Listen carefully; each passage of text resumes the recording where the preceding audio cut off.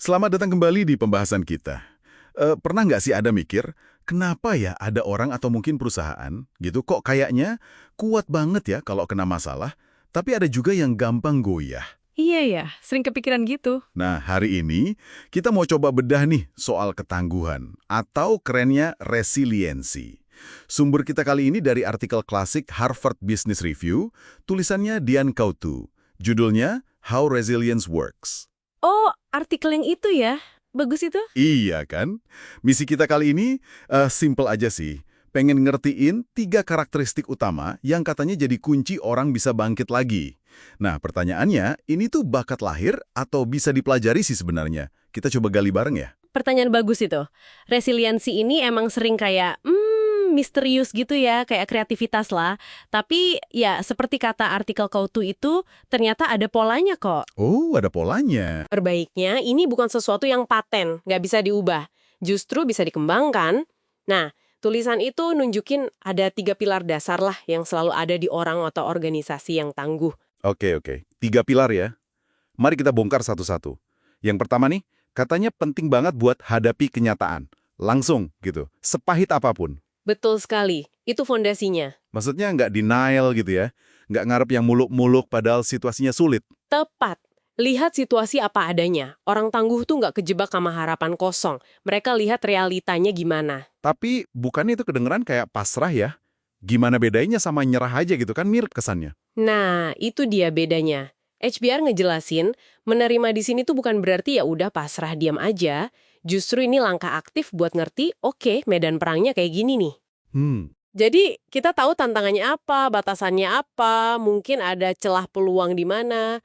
Kutuk bilang orang tangguh itu pandangannya jernih banget soal situasi mereka, nggak pakai baper lah istilahnya, tapi akurat. Walaupun kondisinya mungkin parah banget. Oke, jadi bukan pesimis tapi realis ya, supaya bisa mulai gerak dari situ. Persis, realisme yang kuat sebagai titik awal. Tanpa itu, ya susah mau bikin rencana ke depan. Paham. Jadi jujur sama diri sendiri soal kondisi. Nah, pilar kedua nih, ini yang menurut saya pribadi wah menarik banget. Kemampuan nemuin makna, bahkan pas lagi susah-susahnya. Betul, ini dalam sih. Kemampuan buat kayak ngebangun jembatan gitu ya, dari penderitaan sekarang ke masa depan yang rasanya tuh berharga buat diperjuangin. Kayak Viktor Frankl itu ya, yang selamat dari kamp konsentrasi terus bikin terapi makna. Gila sih itu. Itu contoh paling ekstrim ya. Tapi yang menarik dari artikel Kautu, dia nekenin kalau makna ini nggak harus selalu yang heroik atau gimana gitu. Oh ya, kayak gimana contohnya? Kayak contoh wanita yang dia ceritain itu. Pas ditanya gimana dia bisa bertahan dari krisis, jawabannya simpel banget. Kenapa bukan saya? Wah, Dan dia nemuin kekuatan dari dukungan teman-temannya. Jadi makna itu bisa ada di hubungan, di nilai-nilai yang kita pegang erat. jadi nggak harus sesuatu yang wah gitu ya? Nggak harus. Kontribusi kecil pun bisa jadi makna. Dan makna inilah yang bikin kondisi sulit sekarang jadi lebih bisa ditanggung lah karena ada bingkai yang lebih besar. Artikel itu juga nyinggung soal strong values di perusahaan. Oh iya, nilai-nilai perusahaan ya. Iya, itu jadi kayak jangkar pas lagi krisis. Jadi alasan buat bertahan dan berjuang, bukan cuma mikirin profit doang. Oke. Realitas, terus makna. Nah, yang ketiga nih, ini yang agak unik kayaknya. Dan jujur aja, saya suka banget kemampuan improvisasi. Atau istilahnya bricolage. Haha, iya, bricolage. Kedengarannya keren ya? Itu apa sih artinya? Kayak ngakalin gitu ya? Iya, semacam seni ngakal-akalin solusi pakai apa aja yang ada di tangan. Kecerdikan praktis lah. Artikel Kautu kasih contoh yang ngena banget. Gimana tuh? Soal tahanan di kamp konsentrasi. Mereka tuh secara naluriah ngumpulin barang-barang sepele, kayak potongan benang, kawat kecil, yang orang lain mungkin anggap sampah. Terus? Ya, karena mereka tahu, siapa tahu barang ini nanti bisa nyelamatin nyawa. Mungkin buat benerin sepatu pas musim dingin yang beku. Itu kan krusial banget.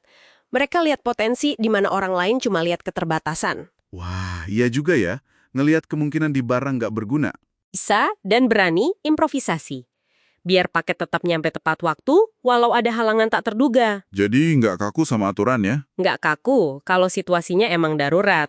Contoh cerita pas badai Andrew ngehancurin Florida, manajer UPS di sana nggak nungguin perintah dari pusat. Langsung gerak. Langsung kumpul, mikir bareng gimana caranya pakai sumber daya apa aja yang masih ada. Generator, truk sewaan, apa aja dipakai. Biar bisa operasi lagi secepatnya. Coba bayangin, mentalitas ngakalin kayak gini jadi aset strategis buat perusahaan segede UPS. Gila, keren banget. Jadi bukan soal punya sumber daya banyak aja ya, tapi mentalitas buat manfaatin apa yang ada secara kreatif pas kepepet. Oke, jadi 3 ini ya kuncinya menurut HBR, realisme yang teguh, nyari makna, sama pinter improvisasi. Iya, bisa dibilang gitu, resep rahasianya. Kalau kita tarik benang merahnya, resiliensi versi HBR ini bukan sekedar kuat atau positive thinking doang. Lebih kompleks ya. Lebih ke kombinasi. Kombinasi antara ngelihat dunia apa adanya, terus kita kasih makna ke perjuangan kita, dan terakhir, kita kreatif pakai apapun yang kita punya buat cari jalan keluar. Intinya bukan soal nggak pernah jatuh, tapi gimana caranya bangkit lagi dan belajar dari jatuhnya itu. Dalam banget sih ini. Jadi buat Anda yang lagi dengerin nih, apa artinya semua ini? Pesan utamanya sih kayaknya resiliensi itu keterampilan ya, otot mental yang bisa dilatih. Bisa banget. Nah, artikel ini nunjukin jalannya. Sebagai penutup nih, coba deh Anda renungin sebentar. Dari 3 hal tadi, nerima kenyataan, nemuin makna, sama improvisasi, mana ya yang udah jadi kekuatan Anda? Dan mana yang kira-kira perlu diasah lagi buat ngadepin tantangan ke depan? Pertanyaan bagus buat refleksi diri ya. Iya kan? Sesuatu buat dipikirin. Oke deh, sampai jumpa di pembahasan kita berikutnya ya.